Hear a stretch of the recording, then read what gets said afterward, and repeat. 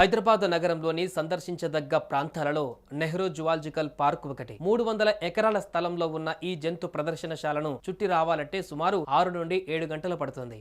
అయితే జూ పార్కులోకి వెళ్ళగానే ముందుగా కనిపించేది తాబేలు. ఇది చూసిన వారు ఎవరైనా కూడా ఆశ్చర్యపోతారు. భారీ శరీరంతో చిన్న చిన్న అడుగులు వేస్తూ కదులుతున్న ఈ తాబేలును చూస్తే పెద్దవాళ్ళు సైతం చిన్న పిల్లలుగా మారిపోతారు. ఇప్పుడు ఈ భారీ తాబేలే ప్రాణాలు విడిచింది. 1963లో నాంపల్లి పబ్లిక్ గార్డెన్స్ నుంచి ఈ తాబేలును జూ పార్కుకు తరలించారు. అప్పటి నుంచి ఈ రాక్షసుడు అనే తాబేలు జూ పార్కులోనే నివసిస్తుంది. జూ పార్కులోకి ఎవరు వచ్చినా కూడా ముందుగా ఈ భారీ తాబేలు చూసిన తర్వాతే మిగతా జంతువులు పక్షులను చూసేందుకు వెళ్తుంటారు. నెహ్రూ జూలోకి ఎంట్రీ ఇవ్వగానే ముందుగా పలకరించే తాబేలులో ఈ రాక్షసుడు తాబేలు ఒకటి. 125 సంవత్సరాల రాక్షసుడు తాబేలు గత కొంతకాలంగా ఆరోగ్య సమస్యలతో బాధపడుతుంది. 10 రోజుల నుంచి ఆహారం తీసుకోకపోవడంతో ఆరోగ్యం మరింత క్షీణించింది. జూ అధికారులు చికిత్స చేయించినప్పటికీ ఫలితం లేకుండా పోయింది. శనివారం జూలో ప్రాణాలు విడిచింది.